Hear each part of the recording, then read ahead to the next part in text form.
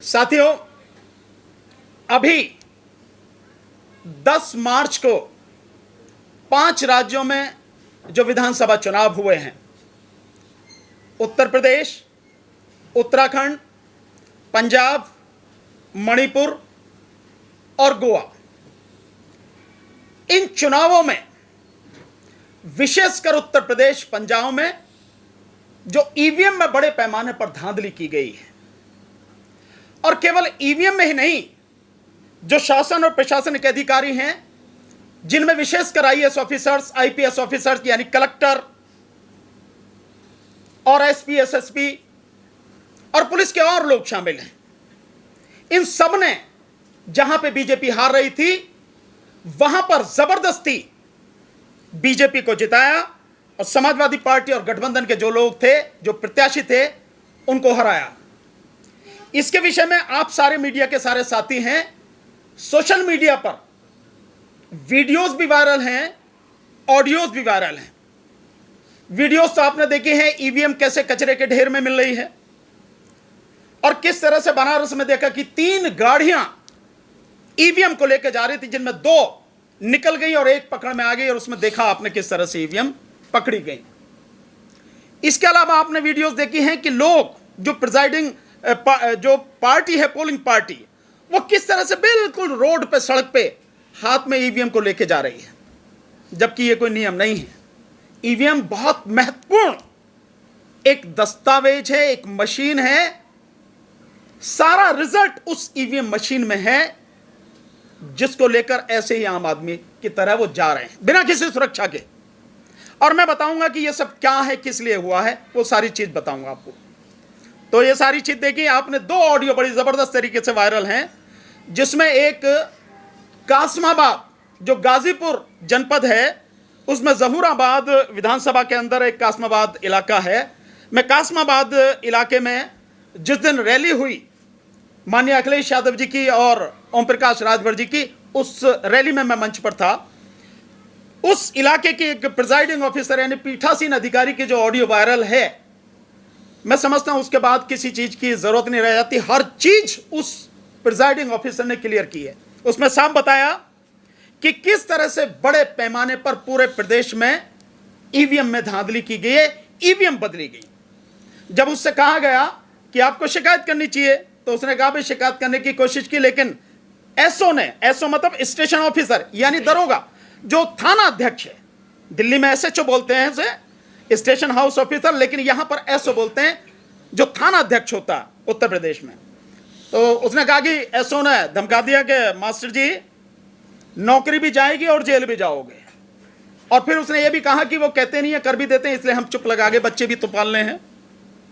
इसके बाद में उन्होंने बताया कि स्ट्रांग रूम में यार जमा होती हैं, तो उसने कहा कि भाई जब 2 ईवीएम दी जाएंगी मुझे, और जो पहले से ही मैनिपुलेटेड ईवीएम है, वो ईवीएम ही जब हम स्ट्रांग रूम में जमा होंगे तो गिनती तो उसी की होगी ना, तो बाहर से लाने की क्या जरूरत है। इसका मतलब यह है कि ऊपर से चुनाव आयोग वो इस पूरे खेल में शामिल है। उसी के माध्यम से जो प्रिजाइडिंग ऑफिसर्स हैं, उनको 2-2 ईवीएम दी गई, और एक ईवीएम जिसमें वोटें पड़ी हैं एक्चुअल में उसकी गिनती ही नहीं हुई, वो स्ट्रांग रूम में जमा ही नहीं हुई, और वो मशीनें जमा हुई जो पहले से मैनिपुलेटेड थी, जिसमें बीजेपी के कैंडिडेट्स को जिताने के लिए सारा खेल किया गया। उस ऑडियो से सारी चीजें क्लियर है। इसके अलावा जो और चीजें हुई हैं साथियों, एक बिजनौर क्षेत्र का एक ऑडियो आपके सामने हो रहा होगा कि जो वहां पे बढ़ापुर विधानसभा से जो विधायक जीता है, उसका एक आदमी और 2 और लोग हैं, उनके बीच की वार्तालाप है, और उसमें बहुत स्पष्ट उसने कहा है कि जब हम बढ़ापुर से जीत गए तो हम और विधायक जी दूसरे में गए, तो नेटवर वाली में गए, नूरपुर वाली में, उधर हम गए। जाके जब वहां पूछा तो देखा वहां पे हमने फिर उनको फोन करवाया, विधायक जी से चीफ सेक्रेटरी को, यानी उत्तर प्रदेश सरकार का जो मुख्य सचिव है, उसको फोन किया। उसने डीएम को कहा, और फिर डीएम ने वो 2 सीटें जिन पे बीजेपी हार रही थी, कलेक्टर के माध्यम से उनको जीता हुआ घोषित करवाया गया। शायद एक में 290 वोट के आसपास और एक में 206 के लगभग वोट हैं, इतने ही अंतर से वो। तीसरी सीट के लिए भी कहा गया, लेकिन कलेक्टर ने कहा भाई बहुत लंबी जीत वो है, अंतर 10-15 हजार का अंतर है, उसे कहां से ठीक करूंगा मैं। ये सारी चीजें उन ऑडियो में आ रही हैं, क्लियर आ रही हैं। इसका मतलब साफ है कि ईवीएम में बड़े पैमाने पर धांधली की गई है, और जो वर्तमान सरकार इस समय उत्तर प्रदेश में है और जो सरकार पंजाब में है, ये जनता के मत से चुनकर नहीं आई। ईवीएम में चुनाव आयोग के द्वारा बेईमानी करके, धांधली करके, गड़बड़ी करके उनको सत्ता में लाया गया है। यह साधारण बात नहीं है साथियों। उत्तर प्रदेश में 24 करोड़ लोग रहते हैं, 15 से 16 करोड़ मतदाता हैं। उनके साथ छल है, ये उनके साथ धोखा है। ये बिल्कुल इस तरह से है जैसे महाभारत में चीरहरण आपने सुना होगा। ये चीरहरण नहीं है, ये सरेआम लोकतंत्र की हत्या है। इस देश के संविधान को पैरों तले कुचलना है। अफसोस, इस देश की तमाम न्यायपालिका, चाहे सुप्रीम कोर्ट हो, चाहे हाई कोर्ट हो, सब बिल्कुल गांधी जी के 3 बंदर की तरह बैठे हुए हैं। ना उन्हें कुछ दिखाई देता है, ना उन्हें कुछ सुनाई देता है, ना ही वो कुछ बोलते हैं। ये स्थिति आज की तारीख में है, जो बहुत ही गंभीर स्थिति है। जो वीडियो आपको दिखाई देती हैं, जो ऑडियो आप सबको, आम आदमी को सुनाई देती हैं, क्या उन्हें सुनाई नहीं देती? रही इलेक्शन कमीशन, तो इलेक्शन कमीशन जो इस बेईमानी में पूरी में शामिल है, जो इसके लिए पूरी तरह से जिम्मेदार है, उससे बात ही क्या करनी, उसके विषय में बात ही क्या करनी है। यह सब कुछ हुआ है, और एक नहीं, बड़े पैमाने पर यह चीजें लगातार आ रही हैं। इसके लिए इस सरकार को बर्खास्त किया जाए, जो सरकार अब बनी है उत्तर प्रदेश में और पंजाब में, और दोबारा से चुनाव कराया जाए बैलेट पेपर से, और ईवीएम को हमेशा के लिए इस देश की चुनावी प्रक्रिया से हटाया जाए, और सारे चुनाव बैलेट पेपर के माध्यम से हों, और एक ही दिन में चुनाव हों, और चुनाव की वोटिंग जिस तरह से जिस समय बंद हो जाए, उसके 3-4 घंटे बाद ही तुरंत काउंटिंग शुरू होनी चाहिए। सारी प्रक्रिया पूरी तरह से निष्पक्ष, पारदर्शी और स्वतंत्र होनी चाहिए। कोई भी व्यक्ति कहीं किसी कोने से देखे, वो उस पर उंगली ना उठा सके। ये सारी चीज होनी चाहिए। इसी बात को लेकर हमारी पार्टी, राष्ट्रीय जनता संघर्ष पार्टी, आने वाले समय में बहुत जल्दी हम देशव्यापी आंदोलन शुरू करने जा रहे हैं। और ये वीडियो जहां तक भी पहुंच रही है, मैं जानता हूं करोड़ों लोग देख रहे हैं, मैं जानता हूं इस बात को, क्योंकि जो भी ईवीएम के ऊपर मैंने सारी डिटेल बताई है पहले से भी, वो सब चीज करोड़ों लोगों ने देखी है। मैं उन्हीं सब लोगों से निवेदन करता हूं, देश के लोगों से निवेदन करता हूं, इस देश के संविधान को बचाना है, इस देश के लोकतंत्र को बचाना है, और न्यायपालिका से गुहार करनी है कि जो संविधान को बचाने की, रक्षा करने की आपकी जिम्मेदारी है, प्लीज उस जिम्मेदारी को निभाएं, और उत्तर प्रदेश और पंजाब के जो चुनाव हैं, इनको कैंसिल करके, ईवीएम को हमेशा से खत्म करके आप दोबारा से चुनाव कराएं। इसमें जो हम लोग करेंगे, मैंने आपको बताया कि हम राष्ट्रव्यापी आंदोलन करेंगे, केंद्र लेवल से लेकर, यानी राजधानी दिल्ली से लेकर हर प्रदेश की राजधानी में, हर मंडल में, हर जिले स्तर पर, लोकसभा और विधानसभा स्तर पर और तहसील स्तर तक पूरा आंदोलन होगा। लंबा आंदोलन चलेगा, लेकिन हम इस आंदोलन को पूरी ताकत से करेंगे। जितना भी हम में दम है, मैं आप सबके माध्यम से, सारे मीडिया के माध्यम से, जो जितने भी लोग इस वीडियोस को देखें, उन सबसे निवेदन करता हूं कि इसको ज्यादा से ज्यादा शेयर करें, ज्यादा से ज्यादा लोगों तक पहुंचाएं, और इस आंदोलन में हमारा साथ दें। तन, मन और धन, हर तरह से इस आंदोलन में साथ दें साथियों। अगर यह आंदोलन लड़ा नहीं गया, ईवीएम को इस चुनावी प्रक्रिया से निकाला नहीं गया, बैलेट पेपर के माध्यम से चुनाव प्रक्रिया शुरू नहीं की गई, मैं दावे के साथ कह रहा हूं, 2024 के चुनाव की कह नहीं सकता, हो सकता ना भी हो लोकसभा का, लेकिन अगर हो भी गया तो लिख लेना मेरी बात आप, 2024 के बाद इस देश में कोई चुनाव नहीं होगा, और भारतीय जनता पार्टी की सरकार, मोदी सरकार, इस देश में राजतंत्र स्थापित करेगी, देश के संविधान को खत्म करेगी, और जो संविधान मनुस्मृति पर आधारित है उसे वो लोग लागू करेंगे। जितनी भी पॉलिटिकल पार्टियां हैं, जितने भी राजनीतिक दल हैं, छोटे हों या बड़े हों, देश में कहीं भी हैं, उन सबसे हाथ जोड़ के निवेदन है। हम इसके अलावा हम लेटर भी उनको भेजेंगे, लेकिन लेटर ना भी मिले तो इस मीडिया के माध्यम से मेरी उन सबसे हाथ जोड़ के निवेदन है। यह मेरा व्यक्तिगत आंदोलन नहीं है, हमारी पार्टी का कोई अपना पर्सनल आंदोलन नहीं है, हमारे साथियों का।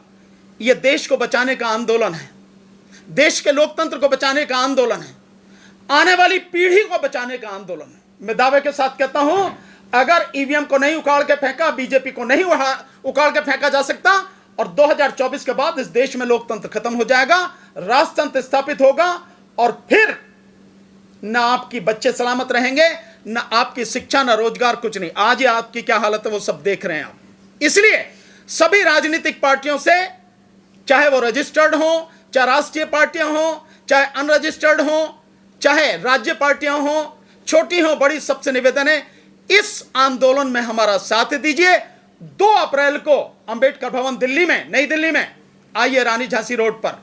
इसके अलावा साथियों, जितने भी सामाजिक संगठन हैं, वो सारे सामाजिक संगठन, उनसे निवेदन है, जितने भी राजनीतिक कार्यकर्ता हैं, सामाजिक कार्यकर्ता, उनसे भी निवेदन है, इस महा आंदोलन में साथ दीजिए। यह आंदोलन हम पूरे देश में करेंगे, हर जिले में करेंगे, हर राजधानी में करेंगे, प्रदेश के में, केंद्र में होगा, हर स्तर पर होगा, डिसाइड होगा सबसे बात करने के बाद। तो क्या अभी तक सर जो आपके गठबंधन के दल हैं उनसे सहमति नहीं बनी है इस आंदोलन? नहीं, सहमति की बात तो तब होगी ना कि जब हम बात करेंगे। अभी उनसे बात नहीं हुई है, पहले सारी चीजें देख लें, सारे आकलन कर लें हम, उसके बाद में हम ये सारे कार्यक्रम करेंगे, उनसे मिलेंगे बाकायदा। और इस बीच में मैं आपके माध्यम से ये बता देना चाहता हूं, इसको जरूर रिकॉर्ड करें, कि इस बीच में, क्योंकि 2 तारीख को अब हमने मीटिंग रखी है, सभी देश भर से जो भी लोग आएंगे, उससे पहले हम लोग इस बात को बाकायदा चुनाव आयोग को भी एक रिप्रेजेंटेशन देंगे। हम एक उनको अपना जो सारी स्थिति है इन सब चीजों का आकलन करते हुए उनको रिप्रेजेंटेशन देंगे। इसके अलावा हम सुप्रीम कोर्ट भी अपनी बात पहुंचाएंगे। ईवीएम की बात कर रहे हैं आप, ये क्यों नहीं मान रहे कि हमें उतनी वोट नहीं मिले कि हम लोग जीत जाए? नहीं, कैसे मैं मान लूं? आप कैसे, आप अरुण जी कैसे कह रहे हैं इस बात? नहीं, बिल्कुल ईवीएम बड़ा मुद्दा है। इसके अलावा चुनाव सुधार भी, चुनाव देखिए, चुनाव सुधार की बड़ी प्रक्रिया है, चुनाव सुधार में कई चीज होनी है, लेकिन ईवीएम सबसे बड़ा मुद्दा है। और साथ में एक ही दिन में, एक ही फेज में चुनाव हो और तुरंत बाद उसके गिनती शुरू हो, ये मेन हमारी मांगे हैं। इसके अलावा और जो चीजें हुई हैं, देखिए बेईमानी कितने स्तर पर हुई है इस बार चुनाव आयोग, ये तो जिम्मेदारी चुनाव आयोग की है, बहुत लोगों की वोटें काटी गई हैं, एक बूथ से 50 से लेकर 100 लोगों की वोटें काटी गई हैं। और आपने देखा होगा कि जब पहले फेज की जो पोलिंग हुई 10 फरवरी को, उस दिन बाकायदा एनडीटीवी ने दिखाया कि यहां पे जो आपका हाथरस के पास इगलास है, इगलास में एक गांव की 700-800 वोट काट दी गई। तो मैं आपके माध्यम से उन लोगों से भी, जिन लोगों की ये वीडियो, इसीलिए मैं कहता हूं कि इसको वायरल कीजिए, जहां जहां भी, जिस गांव में भी, जिस बूथ पर भी जिन लोगों की वोटें काटी गई हैं, जिनके पास में उनके वोटर आई कार्ड हैं, वो सारे लोग हमें बताएं, इंफॉर्मेशन हमें दें। जो मैंने नंबर बताया है 7840868666, उस पर मैसेज करें, व्हाट्सएप मैसेज करें कि हमारी वोट काटी गई, वो सब कुछ लिख के हमें बताएं। ये सारी की सारी चीजें, हम इसमें कई चीजें शामिल हैं। सर, इस दौर में जहां भारतीय जनता पार्टी का तमाम जगह पे कब्जा है, यहाँ पे ईवीएम हटवाना संभव है? देखिए, हम लोग जिस देश में रहते हैं, वहां पे हजारों सालों की व्यवस्था चलती थी, कोई सोच भी नहीं सकता था कि वो व्यवस्था खत्म हो सकती है। 3500 साल की व्यवस्था बाबा साहब ने एक झटके में, जब आया उनका मौका, कलम से साफ कर दी, संविधान बनाया और देश की 3500 साल की जो घृणित व्यवस्था थी उसको खत्म कर दिया। कुछ भी हो सकता है, बशर्ते आपकी नीयत साफ हो, आप ईमानदार हो, लड़ने का हौसला हो, आप में जज्बा हो और ईमानदारी से लड़ाई लड़ें। अगर आप लड़ने से पहले ही हार जाएं, उसका कोई इलाज नहीं है। हर चीज का इलाज है। हम मानते हैं कि जन आंदोलन खड़ा होगा तो यह सरकार ही, देश की संसद ही, जो जन प्रतिनिधित्व कानून 1951 है उसमें संशोधन करके ईवीएम को हटा के बैलेट पेपर स्थापित करेगी।